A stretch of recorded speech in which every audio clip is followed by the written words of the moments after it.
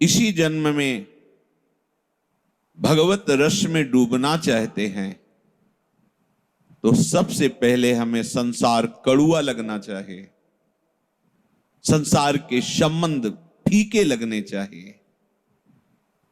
कोई भी सुख सामग्री हमारे हृदय को शीतलता ना प्रदान करे, ये स्थिति होनी चाहिए। नहीं खान पान ते भावे है, नहीं कोमल वसन सुहावे है, सब विषय लगे ते खारा है, हरि आशिक का मग न्यारा है। नारायण हरि भजन में ये पांचों न सुहात, विषय भोग, निद्रा, हंसी, जगत प्रीति, बहुबात। जब तक हमें ये व्यवहार प्रपंच सुखद भासता है तब तक परमार्थ की जो सूक्ष्म वृत्ति है वो उदय ही नहीं होती है। वो जान ही नहीं पाता परमार्थ किसे कहते हैं। थोड़ा दान पुण्य, ये इधर उधर तीर्थयाटन, थोड़ा स्वाध्याय, यही परमार्थ समझता है। बाहरी क्रियाओं को, शुभ क्रियाओं को परमार्थ समझता है, जबकि ठीक जैसे अशुभ क्रियाएं बंधन कारक हैं वैसी शुभ क्रियाएं भी बंधन कारक हैं। ये जो जीवन मुक्त पुरुष होता है ये शुभ अशुभ दोनों से परे होता है। अच्छा बुरा, अनुकूल प्रतिकूल, लाभ हानि, सुख दुख, ये द्वंद्व उसे स्पर्श भी नहीं कर सकते। अभी अगर आकर्षण है और हम प्रभु के मार्ग में चल रहे हैं तो साधक हैं। कोई आकर्षण, जित संग दोषा, किसी भी विषय का सानिध्य, वस्तु का सानिध्य, व्यक्ति का सानिध्य, स्थान का सानिध्य, उसके भजन में विक्षेप नहीं डाल सकता। कहीं भी कैसी भी परिस्थिति, स्थान, व्यक्ति, वस्तु का संयोग है पर वो अंतर से अपने प्रभु में डूबा हुआ है, इसलिए बाहरी इनका कोई भी प्रभाव उसके हृदय में नहीं पड़ता। जब किसी भी प्रपंच वृत्ति का प्रभाव हृदय में ना पड़े तो वो अध्यात्म नित्या होता है, वो अपने स्वरूप में स्थित होता है, उसकी बुद्धि निश्चल मानी जाती है। साधक ऐसा करे पर वो पूर्णता नहीं है। क्या? जितने भी विषय निषेध किए गए हैं उनको रूप से त्याग दे, उनका सानिध्य स्वीकार न करे, पर अपने को इतने से त्यागी न मान ले, क्योंकि ये त्याग अभी किसी काम का नहीं है।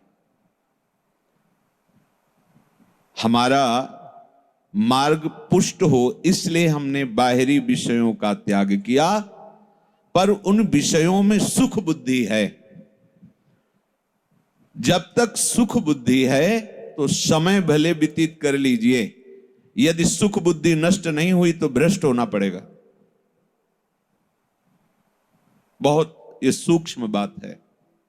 हम भोग नहीं भोग रहे, हम दूरी बना के रख रहे हैं हर विषय से जो भगवत विरोधी है, पर उसमें हमें सुख बुद्धि है कि है तो इसमें सुख। जब तक ये नष्ट नहीं होगी तब तक हम त्याग वैराग्य के मार्ग में चल रहे हैं, पर हम वैरागी हैं नहीं। भोगों में सुख बुद्धि, और भले हम भोग नहीं रहे तो वो अभी त्याग नहीं हुआ है। जो सुख बुद्धि है उसका त्याग हो जाए तो साधक सिद्धावस्था में बदल जाता है। प्रभु कह रहे हैं विषया विनिवर्तन्ते निराहारस्य देहिनः रसवर्जम रसोप्यस्य परम दृष्ट्वा निवर्तते। कोई निराहार रहकर इंद्रियों को विषयों से हटा करके बाहर से तो निवृत्त हो गया, पर उसमें जो सुख बुद्धि है, रस वृत्ति है, वो निवृत्त नहीं हुई। ये साधक में होती है। पर जो स्थित प्रज्ञ पुरुष होता है, जिसकी बुद्धि प्रभु में लग गई है, बोले उसका जो रस भाव संसार के प्रति था, सुख बुद्धि थी, वो ही खत्म हो गई। अब उसकी स्थिति ऐसे है जैसे भुना हुआ अन्न, गेहूं चना भुना हुआ, कितने भी सुंदर खेती उपजाऊ हो, वहां उसे डाल दो, खूब खाद पानी दो, पर उसमें अंकुरण नहीं होगा। ऐसे कितना विषय का सानिध्य उपस्थित हो, पर स्थित प्रज्ञ के हृदय में कोई भी हलचल सुखद या दुखद नहीं होगी, क्योंकि वैसे जगह स्थित कर दिया है अपनी बुद्धि जहां परमानंद है, सुख दुख की पहुंच ही नहीं है।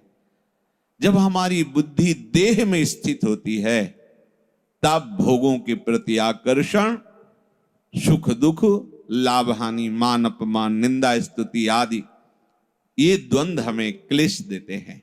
पर वो स्थित प्रज्ञ, जिसकी बुद्धि प्रभु में स्थित है, उसकी संसार के प्रति, भोगों के प्रति सुख बुद्धि ही खत्म हो जाती है। बड़ी ऊंचाई तक ये सुख बुद्धि रहती है। कोई ऐसा ना समझे कि साल दो साल हम भोगों से अलग हैं तो हम त्यागी हैं, हम बैरागी हैं। जब तक शरीर में प्राण हैं, तब तक सिद्ध पुरुष भी शास्त्र मर्यादा की रक्षा करता रहता है, क्योंकि ये भगवान की ऐसी भूल भुलैया माया है, कभी भी कहीं भी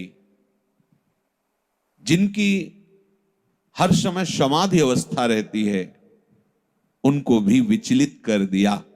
ना जानो छिनंत कवन बुद्धि घटई प्रकाशित, छुट चेतन जो अचेत तेऊ मुनि भय विश्वासित। उनके भी हृदय पर विषय ने अपना प्रभाव डाल दिया, पर भगवत चरणारविंद के प्रेमी के हृदय में डाल दे, ऐसा किसी विषय में सामर्थ्य नहीं। श्रीपाद प्रबोधानंद जी महाराज वृंदावन रस महिमा में कहते हैं, भगवान की मोहिनी अवतार में भी सामर्थ्य नहीं है कि राधा चरणारविंद की आसक्ति वाले चित्त में अपना प्रभाव डाल दे। जो गोरे चरणारविंद की आसक्ति से युक्त हो गए हैं, उनके हृदय में भगवान के मोहिनी अवतार की भी सामर्थ्य नहीं, जो महादेव जी को भी विचलित कर दिया। जिस मोहिनी रूप ने महादेव जी को भी विचलित कर दिया, वो मोहिनी रूप राधा दासी भाव वाले हृदय में किंचन मात्र भी प्रभाव नहीं डाल सकता। भगवान का और माया की तो बात जाने दो। क्योंकि ये जो संसार के प्रति सुख बुद्धि है, ये अहंकार में रहती है, देहाभिमान में। जो इस पांच भौतिक शरीर को मैं मान रहा है और इसी में ममता किए हुए है, अब चाहे जितना ज्ञान बघारे, चाहे जितनी वैराग्य की बातें करे, पर उसका चित्त, उसका मन, उसके हृदय की स्थिति विषयों में सुख है, इसी में रहेगी। और जब ये अहंकार, ये अहम प्रियालाल के चरणों में समर्पित हो जाता है, तब ऐसी पावन स्थिति स्वाभाविक प्रकट होती है, जो किसी साधन से नहीं होती। उसे अच्छा ही नहीं लगता है, उसको ये अकल लगानी नहीं पड़ती, ये बुद्धि नहीं लगानी पड़ती कि ब्रह्म सत्यम जगन मिथ्या, ये उसको कुछ अच्छा नहीं लगता। बस एक हृदय में अजीब सी पीड़ा हो रही है, हर समय स्वाभाविक अपने प्रीतम का स्मरण हो रहा है, न लोक की न परलोक की कोई परवाह नहीं है। अगर चाह है तो प्रियालाल की चर्चा सुनने के लिए, प्रियालाल की रूप माधुरी सुनने के लिए, कामना है तो प्रियालाल की सेवा के लिए,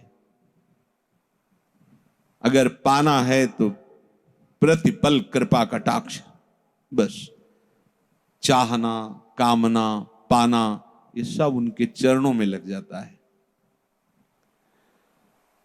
जब तक हमारी बुद्धि विषयों में सुखमयी है, तब तक हमें भगवान नाम का भी सुख नहीं मिलेगा। जप के देख लीजिए, थोड़ा बारा जपेंगे, सुख बुद्धि विषयों में है तो स्वाद नहीं मिलेगा। नहीं, इतना स्वादिष्ट नाम है कि आप छोड़ना चाहें तो नहीं छोड़ पाएंगे। छोटे छोटे विषयों का स्वाद रसेंद्री लेती है तो उसकी याद आती रहती है और लगता है वो विषय सदैव हम समीप रखें, जबकि उसमें सुखाभास है। और नाम राधा नाम सुधा रसम, जब ये रस आएगा तो संसार की सुख में जो पगी हुई बुद्धि है कि संसार में रस है, ये नष्ट हो जाएगा। श्री ध्रुवदास जी इसी श्लोक की मानो व्याख्या कर रहे हों। कह रहे हैं, रस बल छुटे न जो विषय, सुख नहीं पावे कोई। तन छाड़े मन गही रहे, दूनों दुख तहां होई। इस रस का जिसको रसास्वादन नहीं मिला, त्यागी, बैरागी, ज्ञानी, योगी, भक्त, हम अपने को कुछ भी कहें, ये केवल कहने की बात अभी है नहीं। ब्रह्मादि के भोग सब विष